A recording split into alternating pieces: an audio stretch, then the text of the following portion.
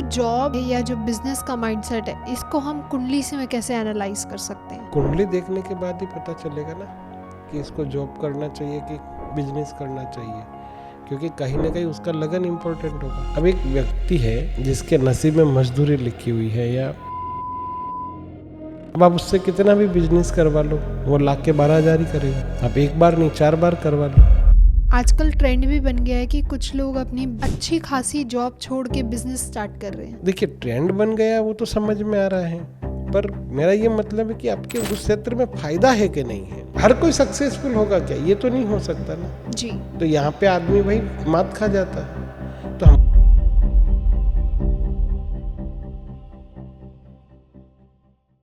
नमस्कार और स्वागत है आपका एक नए पॉडकास्ट के साथ विद एस्ट्रो चेतन जोशी जी।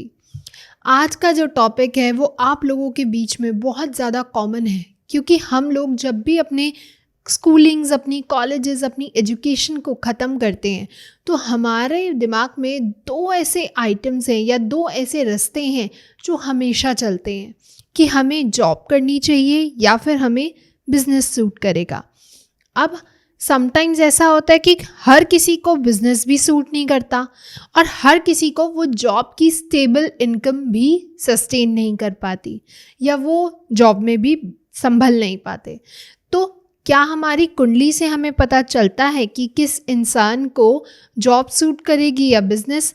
आज हम इसी टॉपिक को और गहराई से एक्सप्लोर करेंगे और जानेंगे कि कौन से ऐसे भाव हैं, कौन से ऐसे प्लैनेट्स हैं जो हमारे जॉब और करियर ओरिएंटेड थिंग्स को हैंडल करते हैं, उनको गवर्न करते हैं। तो चलिए सर से बातचीत शुरू की जाए और जाने कि बिजनेस सूट करता है लोगों को या जॉब। वेलकम सर, कैसे हैं आप? नमस्ते मैडम, बढ़िया है। तो सर, क्या कुंडली में हमें पता चल सकता है कि हमें जॉब सूट करेगी या बिजनेस? बिल्कुल, कुंडली से पता चलता है जॉब सूट करेगा कि बिजनेस, क्योंकि अक्सर हम देखते हैं जो कुंडली जो रहती है ना, जैसे ही बच्चा की हम कुंडली देखते हैं या किसी भी जातक की कुंडली देखते हैं तो सबसे पहले इम्पोर्टेंट होते हैं उसके ग्रह।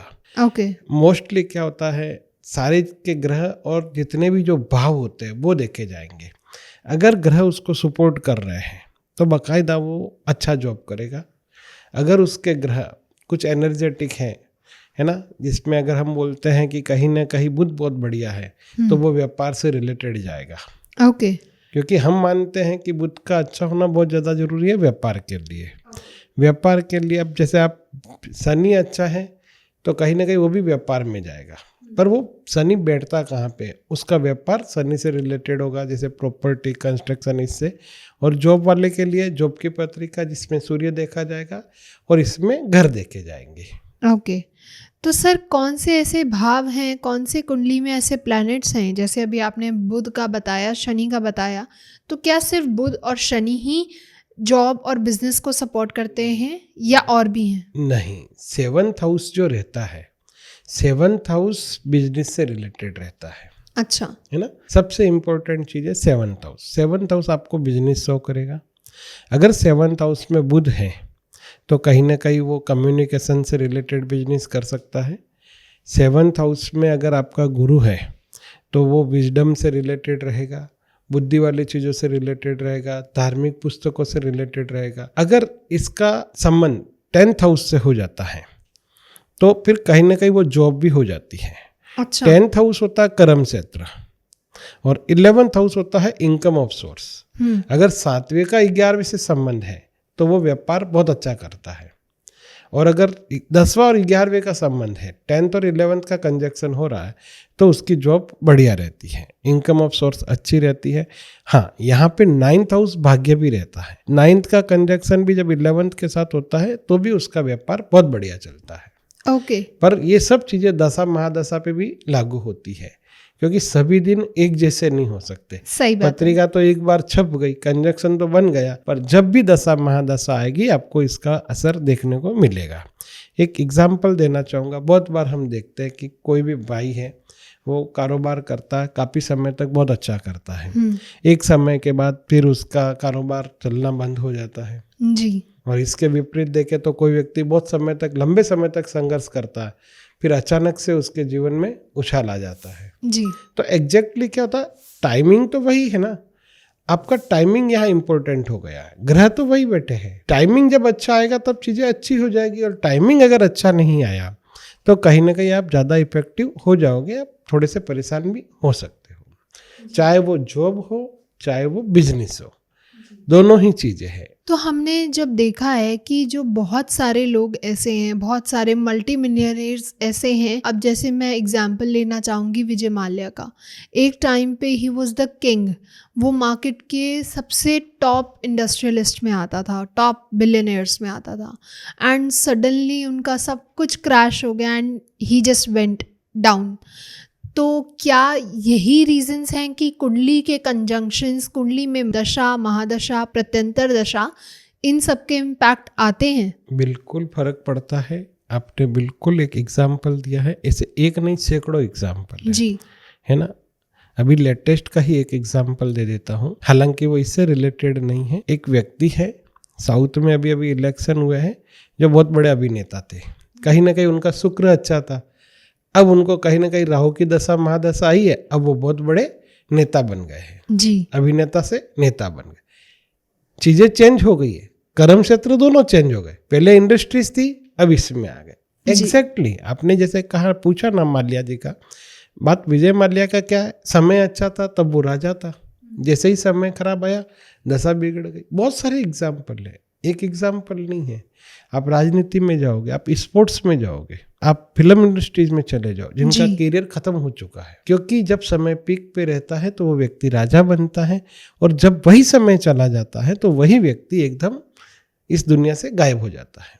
ओके, तो क्या इन सक्सेसफुल लोगों की कुंडली में कुछ ऐसे कॉमन पैटर्न्स देखने को मिल सकते हैं जिनसे हम पहचानें कि अगर ये पैटर्न्स किसी की कुंडली में हो तो वो एक अच्छा सक्सेसफुल पर्सन बनेगा? सक्सेसफुल पर्सन के लिए हम बोलते हैं कहीं ना कहीं बुध का होना जरूरी है। अगर हम बात बिजनेसमैन की कर रहे हैं, है ना, कि भाई एक कॉमन फैक्टर बताता है कि भाई ये भी बिजनेसमैन अच्छा है, वो भी बिजनेसमैन अच्छा है, 4-5 का एग्जाम्पल लेते तो कॉमन क्या होगा, तो कॉमन उसमें बुध देखा जाएगा। ओके। बुध क्या होता है, कम्युनिकेशन से रिलेटेड होता है। फिर सेकंड ग्रह आएगा उसका गुरु, गुरु विजडम से रिलेटेड होता है, बुद्धिमत्ता कितनी है। फिर आएगा मार्स, मंगल, रिस्क पावर। अब हर व्यक्ति के चूंकि बिजनेस अलग अलग होते हैं, पर रिस्क फैक्टर कहीं ना कहीं मायने रखता है। बिल्कुल सही। और उसके बाद में सबसे इंपॉर्टेंट चीज होती है सूर्य। सूर्य क्या करता है, सूर्य मान सम्मान देता है। आप कैसा बिजनेस कर रहे हैं, अब यहाँ पे भी बिजनेस दो तरीके के, अगर आप सपोज करो कुछ गलत तरीके के बिजनेस कर रहे हैं ना, जिसमें आप शराब हो गई तो उसके लिए राहु देखोगे, है ना, आप ऑयल फैक्ट्री हो गई या पेट्रोल पंप हो गया तो उसके लिए शनि देखोगे। तो सब चीजों के लिए अलग अलग है, बट कॉमन चीज है कि बुध का अच्छा होना जरूरी है। ओके। बुध कहीं ना कहीं सबके लिए एक फैक्टर रहेगा, एक कॉमन पैटर्न। कॉमन पैटर्न, बुध का अच्छा होना कंपलसरी माना जाएगा। तो सर कुछ लोग ऐसे होते हैं कि बिजनेस तो स्टार्ट करते हैं, बहुत अच्छा चलता भी है, लेकिन वो उसको सस्टेन नहीं कर पाते, रोक नहीं पाते। तो क्या कुंडली में कुछ ऐसे पैटर्न्स भी देखने को मिलते हैं? मैम क्या होता है कि एक व्यक्ति जो होता है ना, वो कामकाज बहुत जोर शोर से करता है, क्योंकि एक नया युवा होता है, एक नई एनर्जी से करता है, कुछ चीज़ें सर ऊपर करके पैसे उधार लेके भी करता है जी। पर जैसे जैसे वो करता है कहीं ना कहीं अनुभव की कमी खा जाती है। और हमारी भाषा में बोलते हैं कि जब समय अच्छा नहीं है, आपने कर तो दिया है बट कहीं ना कहीं आपका एक्सपीरियंस की कमी हो गई, पर आपका समय सपोर्ट नहीं कर रहा है। जब समय सपोर्ट नहीं करेगा तो वो समय आप उसको आगे नहीं बढ़ा पाओगे। ओके। आप परेशान हो जाओगे, कुछ समय तक तो कर पाओगे, कुछ समय के बाद आप नहीं कर पाओगे। हद से ज्यादा मतलब क्या होगा, आप मेहनत तो खूब कर रहे हो पर मेहनत के बावजूद में, एक एग्जाम्पल देखिए, एक बच्चा है ना, 100 बच्चे पढ़ते हैं, कुछ बच्चे नहीं क्लियर कर पाते जी। मेहनत तो सब कर रहे होते, पढ़ाने वाला ही टीचर सेम होता है, स्कूल भी सेम होती, सब चीज़ें सेम होती है, पर हर जातक की कुंडली अलग अलग होती है। बहुत बार ऐसे होते हैं किसी के पास पैसे नहीं होते, पैसों का भी अभाव रहता है, फिर भी वो अच्छे बिजनेसमैन बन जाते हैं। कहीं ना कहीं उनको ऐसा सपोर्ट मिल जाता है, बाई लक कहीं ना कहीं उनको ऐसा व्यक्ति मिल जाता है जो खुद ही पैसा लगा के बोलता तू काम कर। और बहुत बार ऐसे होते हैं, एग्जाम्पल दूंगा, आपने देखा होगा जो स्पोर्ट्समैन से उनके बच्चे स्पोर्ट्समैन नहीं बन पाए, जी। जो बड़े बड़े पॉलिटिशियन हैं उनके बच्चे बड़े बड़े पॉलिटिशियन के बच्चे कुछ भी नहीं कर पाए। तो एग्जाम्पल बहुत है, करने के लिए सब कुछ है, पर वो कर नहीं पा रहे। कारण क्या है? कारण यहाँ पे यही है कि उनके ग्रह वहाँ पे उस चीज़ को सपोर्ट नहीं कर रहे हैं। तो सर, जैसे बिजनेस में सबसे ज़्यादा इम्पॉर्टेंट होती है रिस्क टेकिंग, तो क्या हम अपनी कुंडली से ये एनालिसिस कर सकते हैं कि हम कितना रिस्क बियरिंग पर्सन बन सकते हैं? बिल्कुल। 3rd हाउस होता है पराक्रम का। अगर मंगल और राहु की युति है, मंगल अच्छा है कुंडली में, या 10th हाउस में भी अगर आपका मंगल उच्च का बेटा है या मंगल की कंडीशन अच्छी है, तो बाकायदा वो बंदा रिस्क फैक्टर वाला होता है। और हम पूरा मानते हैं कि जिस बंदे में रिस्क फैक्टर होगा, जो रिस्क लेना चाहता है या जानता है, वो बिजनेस को बहुत अच्छे से कर सकता है। बिजनेस जैसी चीज़ को आप डर डर के नहीं कर सकते। बिल्कुल सही, बिजनेस में चाहिए रिस्क। इसके लिए हम पहले देखते हैं कि उसका मंगल कितना अच्छा है। बुध कम्युनिकेशन और मंगल रिस्क फैक्टर।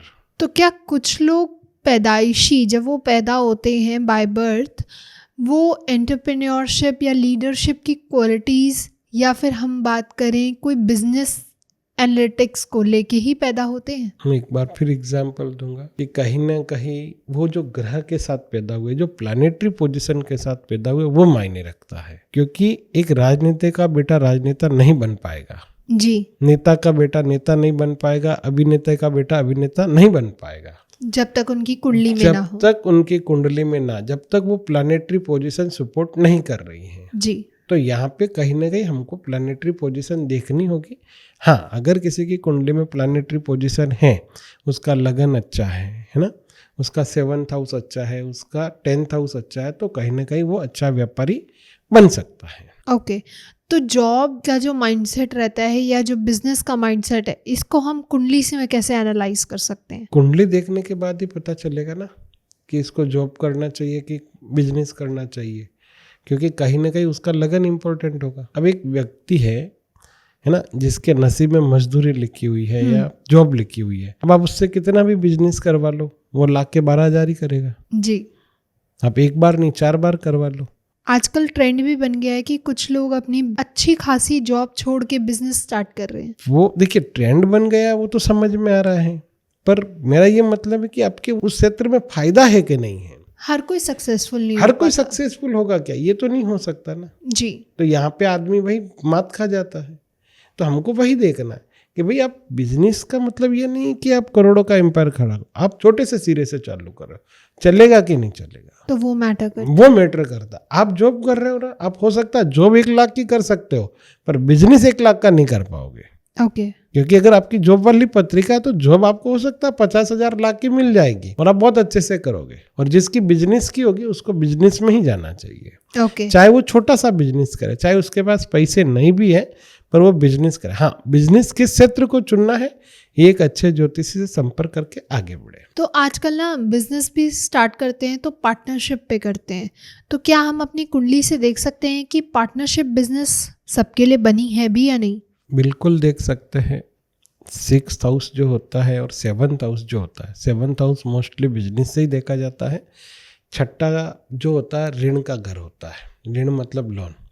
तो मोस्टली पार्टनरशिप में 2 व्यक्ति पैसा उधार लेके या कुछ पैसे लिखा के काम करते हैं। जी, यहाँ पे इम्पोर्टेंट है, पहले तो दोनों की कंपेबिलिटी देखो कि दोनों का नेचर कैसा है, दोनों का आने वाला टाइमिंग कैसा है, कहीं ना कहीं दोनों की बॉन्डिंग कितनी अच्छी चलेगी।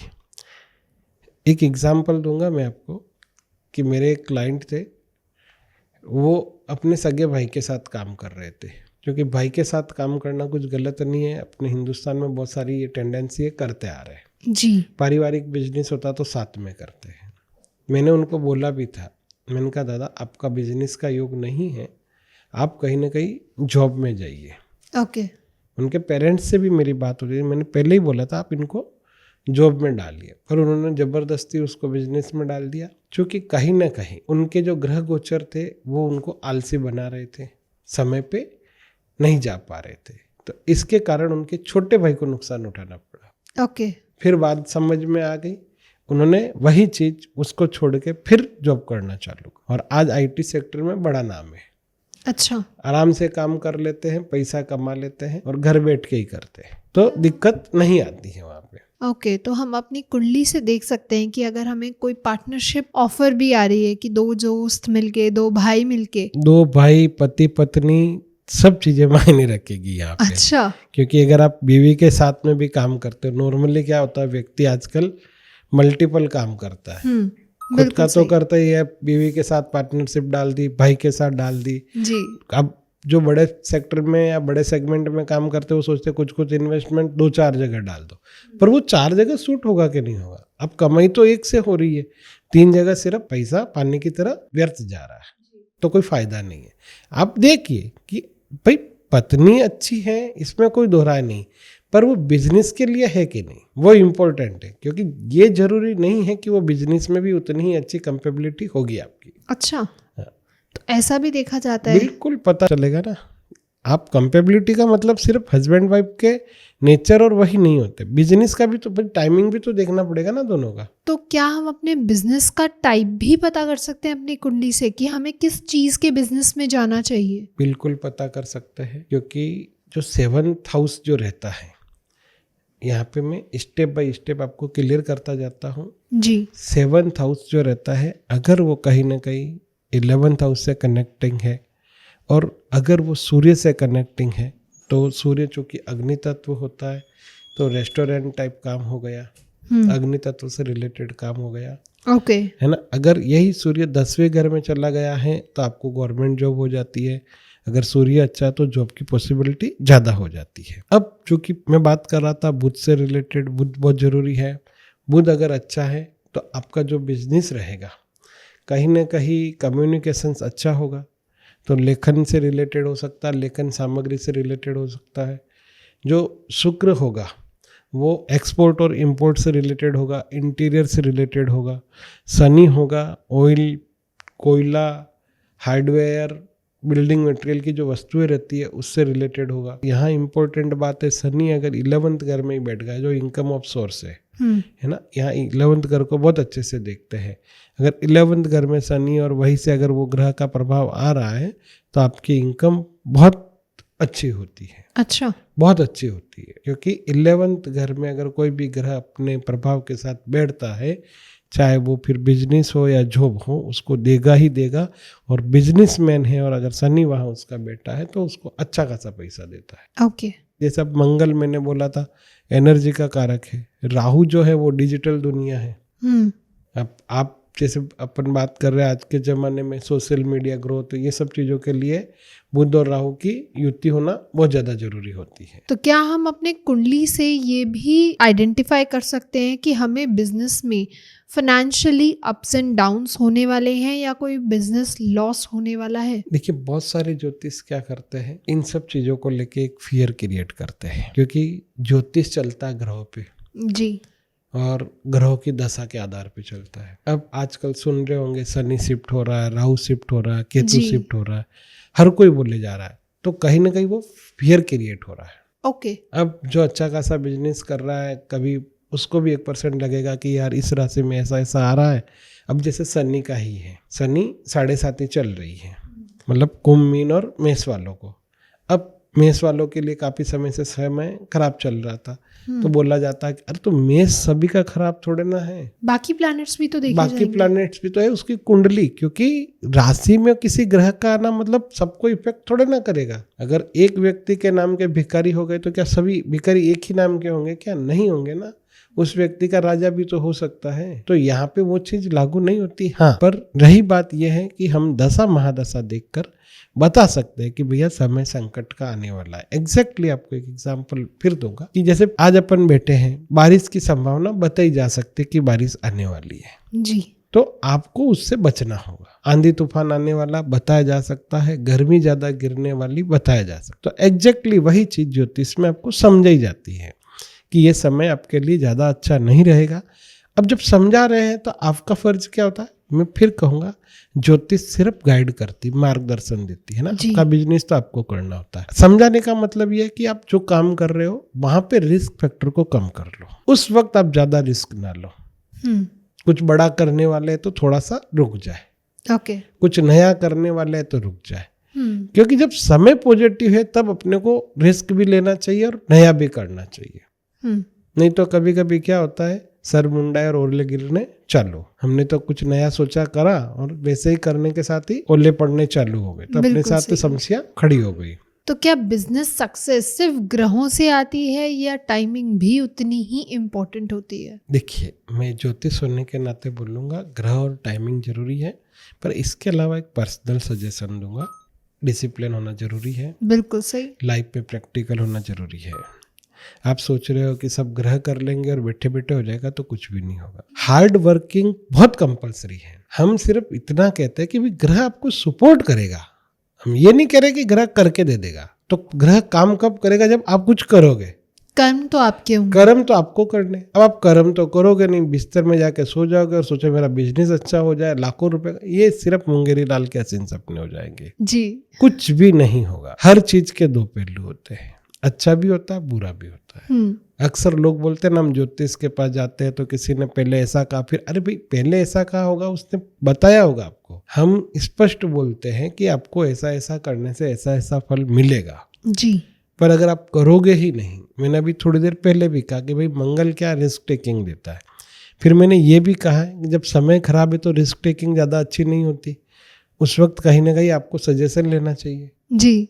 रिस्क टेकिंग कंपलसरी है, मैं भी मानता हूँ, अच्छे व्यापारी को रिस्क लेना आना चाहिए, रिस्क लेना ही पड़ेगा, पर कब लेना चाहिए? जब समय अच्छा हो। जब दशा ही खराब है। जब दशा ही खराब है तो हमको ऐसा कार्य करने से बचना चाहिए, बिल्कुल, ताकि वो लॉस ना हो। लॉस ना जाए। हम यही तो कहते हैं कि भाई ज्योतिष सिर्फ आपको गाइड करती है, मतलब आपको यह समझना होगा, आप ज्योतिष के ऊपर डिपेंड नहीं रह सकते हो कि नहीं साहब पंडित जी ने बोल दिया तो बस अब कुछ भी नहीं होगा। तो फिर अगर आप रेल के सामने खड़े हो गए दादा, वहां पे भी फिक्स हो जाएगी। बिल्कुल सही। तो समझना आपको ही पड़ेगा। समटाइम्स ऐसा देखा गया है कि लोग मेहनत बहुत करते हैं बट उनका बिजनेस उन्हें वो रिजल्ट नहीं देता, उस मेहनत के रिजल्ट उनको नहीं मिलते। तो क्या वहाँ रॉन्ग टाइमिंग का खेल है या उन्होंने कोई गलत फील्ड ही चूज कर रखी है? 2-3 चीजें होती हैं। हम्म। जैसे समझिए अपना घर बनाते हो, है ना, तो सबसे पहले आप किससे संपर्क करोगे?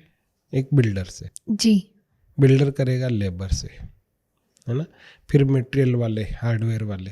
जी। तो यहाँ पे आप समझिए ना, सबका कर्म क्षेत्र अलग अलग है। एक बेचारा जो लेबर है सुबह से शाम तक काम करता, 500-700 या 1000 रुपये कमाता है। फिर एक उसके ऊपर सुपरवाइजर रहता है जिसको 1500-2000 मिलता है ना। फिर उसके ऊपर एक इंजीनियर है, वो कभी कभी आता है और गाइड करके चला जाता है। फिर एक सबसे लास्ट में बिल्डर आता है और एरोप केस आता है और पूरा सूटकेस भर के लेके चला जाता है। जी। तो काम तो सब कर रहे हैं, बिल्डिंग एक ही बन रही है, पर सबसे ज्यादा नफा किसको हो रहा है? बिल्डर को, क्योंकि उसके ग्रह गोचर बहुत बढ़िया है। एक व्यक्ति जो सुबह शाम मेहनत कर रहा था, उसके नसीब में सिर्फ मेहनत लिखी हुई थी, सिर्फ मेहनत वो भी कर रहा है, पर वो सिर्फ हार्ड वर्किंग कर रहा है। ओके। तो मैं वही समझाने की कोशिश कर रहा था कि मेहनत आप किस दिशा में करते हो। अब देखिए, हम बात करते हैं कि कोई भी व्यक्ति अगर आप सही दिशा में काम कर रहे हो तो एब्सोल्युटली आप आगे जाओगे। जी। आपने नदी के वेग को देखा होगा, नदी के वेग में जो मछली चलती है वो बहुत आगे जाती है, पर नदी के वेग के विपरीत जो मछली जाती है वो आगे नहीं जा पाती। जी। मछली क्या आप और हम भी हो तो नहीं जा पाएंगे। तो अगर आपकी कुंडली में कोई चीज़ लिखी हुई है, आप उसके अनुसार चलोगे तो आप उस ऊंचाई तक पहुंच जाओगे, अचीवमेंट तक पहुंच जाओगे जो आपके भाग्य में होना है। पर आप उसको गलत साबित करना है या आपको सोचना है कि नहीं मेरे को तो यही करना है, एक जिद पकड़ ली, क्योंकि बहुत सारी पत्रिकाएं भी जिद्दी होती है। जी। तो उनकी आदत होती है कि नहीं हमको तो यही करना, अपने पैरों पे ही कुल्हाड़ी मारनी है। अच्छा, ऐसा होता है? हाँ, तो फिर वो कुछ लोग ऐसे होते हैं, वो हम कितना भी समझा लो तो भी नहीं कर पाते। अच्छा, तो उसमें कौन कौन से प्लैनेट्स नहीं, उसमें लग्न इंपॉर्टेंट होता है। अच्छा। लग्न में अगर कुछ ऐसे ग्रह आ जाए तो वो व्यक्ति बाई नेचर जिद्दी हो जाता है। ओके। कभी कभी डोमिनेटिंग हो जाते हैं, कभी कभी बहुत एग्रेसिव हो जाते हैं। तो कहीं ना कहीं जो प्लैनेट्स अच्छे होते हैं उनका तो अच्छा रिजल्ट, अगर यही राहु थोड़ा सा अगर खराब हो गया तो आपका नेचर गुस्सेल हो जाएगा। फिर अगर आप बिजनेस भी कर रहे हो तो आप तो पल पल में गुस्सा करोगे। मंगल भी गुस्से का कारक है, राहु जिद्दी देता है, केतु एकदम डिटेच कर देता है। आप किसी के साथ काम कर रहे हो, आपको केतु की दशा मान दो, आप छोड़ दोगे, बाढ़ में जान दो, मेरे को करना ही नहीं, कुछ भी नहीं करना। चंद्रमा आ गया तो आप डिप्रेशन में आ जाओगे। तो बहुत सारी चीजें ऐसी है जो प्लस भी है तो माइनस भी है। इसके लिए हम बोलते हैं ना, पहले दशा महादशा देखो कि भाई ये दशा कितनी आगे लेके जाएगी जी। एक एग्जाम्पल दूंगा कि 50 साल की उम्र तक व्यक्ति काम करता है और फिर अचानक से उसको आउट कर दिया जाता है, बड़ी बड़ी कंपनी से ले ऑफ हो जाते हो। कारण क्या है? क्योंकि उनकी दशा ऐसी आ गई। प्रैक्टिकली बात करते हैं, IT सेक्टर, बैंकिंग सेक्टर, ऐसे बहुत सारे सेक्टर हैं, 50-55 के बाद उनको लगता है कि अबे इनमें इनकी जरूरत नहीं है। तो वो व्यक्ति उस वक्त कहाँ जाता है? उस वक्त तो उसके पास न तो एज बची है, न एनर्जी बची है, न रिस्क लेने की क्षमता जी। अब वो बेचारा ना तो काम कर सकता है, नहीं जॉब कर सकता है। नया बिजनेस कैसे करेगा वो? आज 55 साल की उम्र में कोई व्यक्ति कैसे काम कर पाएगा? और जॉब के लिए फिर उसका जो पैकेज होता है, उसकी जो चीजें होती है, तो नई कंपनी वाले रखते नहीं है। सही बात है। बोले ऐसे सज्जन पुरुष को कुछ कहे भी नहीं सकते, तो वो सीधा मना कर देते कि भाई आपके लिए जगह खाली नहीं। ऐसी कंडीशंस में पत्रिका बहुत इंपॉर्टेंट होती है। हम उसको सही सलाह देते हैं कि आपको आगे क्या करना चाहिए और क्या नहीं करना चाहिए। आजकल सर सोशल मीडिया और डिजिटल एरा है, डिजिटल का ज़माना है, तो क्या राहु और मरकरी इन सब में भी बहुत इम्पोर्टेंट रोल प्ले रखते हैं? राहु और बुध की युति सबसे इम्पोर्टेंट होती है। अच्छा। क्योंकि आपने जो चीज बताई ना, सोशल मीडिया, क्रिएटर जो रहता है वो होता है बुध, और राहु जो रहता है वो हाई पे।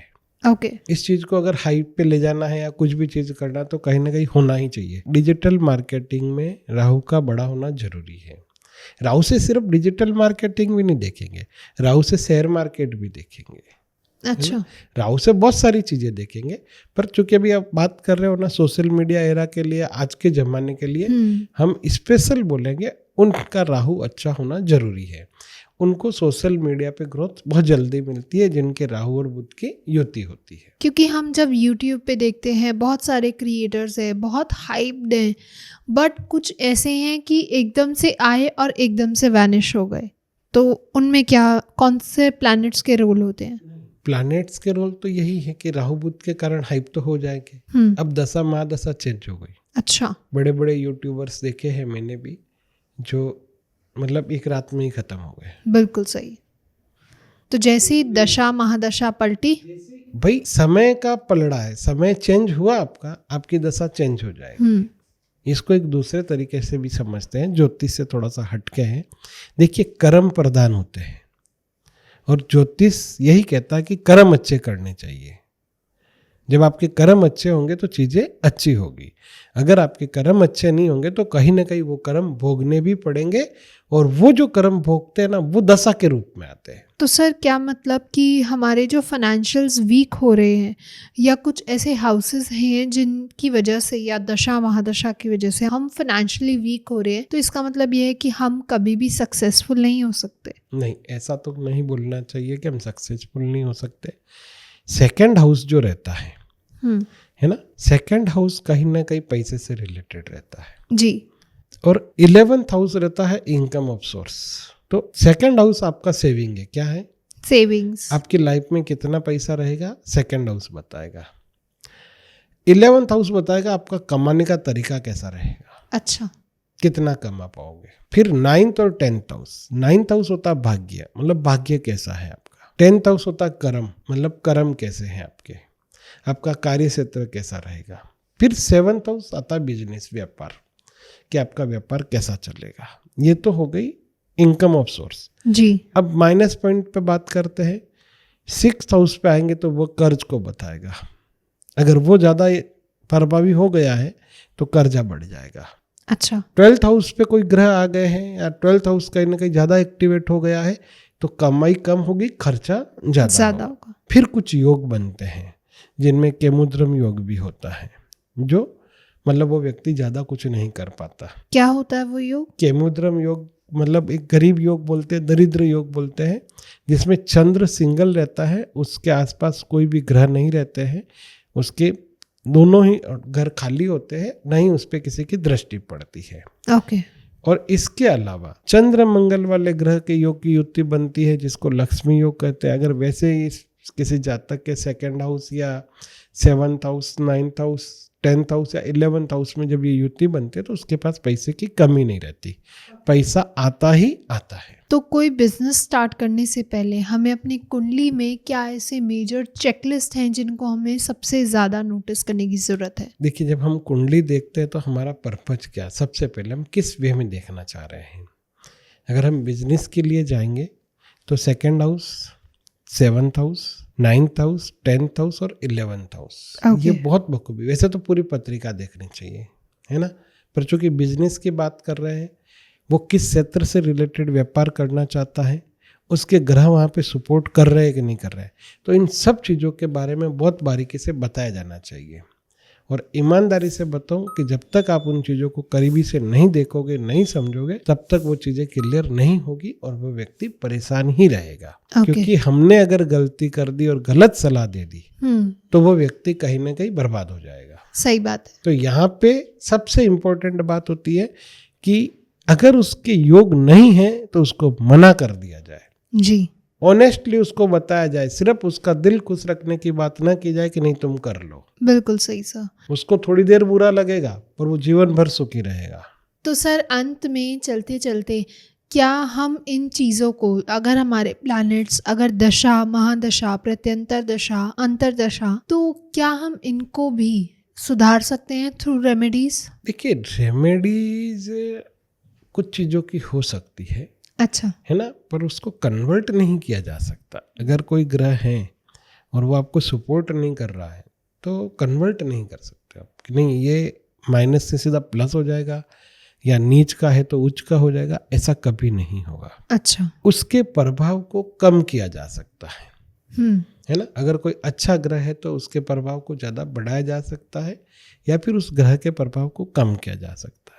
रेमेडीज में मोस्टली जहाँ तक हम प्रिपेयर करते हैं दान पुण्य से रिलेटेड होता है, फिर आपको डेली कर्म होती है, खुद की पूजा पाठ होती है, फिर कुछ पूजाएं होती है और फिर जेम्स स्टोन होते हैं। ओके। पर मैं महंगी पूजा के खिलाफ हूँ जी। मेरा मानना यह है कि आप सिर्फ 5-50 हज़ार की पूजा करा दो और सोच लो मेरा ये सब काम ओके हो जाएगा, हरगिज नहीं होगा। आपको नित्य क्रम में चेंज करना होगा, आपको अपना नित्य क्रम सुधारना होगा, आपको दान पुण्य करने होंगे। उस ग्रह से रिलेटेड जो भी ग्रह आपको परेशान कर रहा है उससे रिलेटेड आपको दान पुण्य करने होंगे, तभी आपको फायदा मिलेगा। बिल्कुल sir, thank you so much sir, बहुत मज़ा आया आज आपसे बात करके एंड आई होप हम दोबारा मिलें। बहुत से ऐसे टॉपिक्स हैं, हमारे जो ऑडियंस है वो बहुत सारा अपना प्यार बरसाती है आप पर और बहुत सारे उनके डाउट्स रहते हैं, क्वेरीज रहती हैं जिनको लेके हम वापस से जुड़ेंगे और उनके बारे में और विस्तार से जानेंगे। Thank you madam. तो अगर आप लोगों को भी पसंद आया हो तो लाइक, कमेंट, शेयर भर भर के करें, चैनल को ज़रूर सब्सक्राइब करें ताकि ऐसे ही और इन्फॉर्मेटिव वीडियोस हम आप लोगों के लिए टाइम टू टाइम लेके आ पाएँ।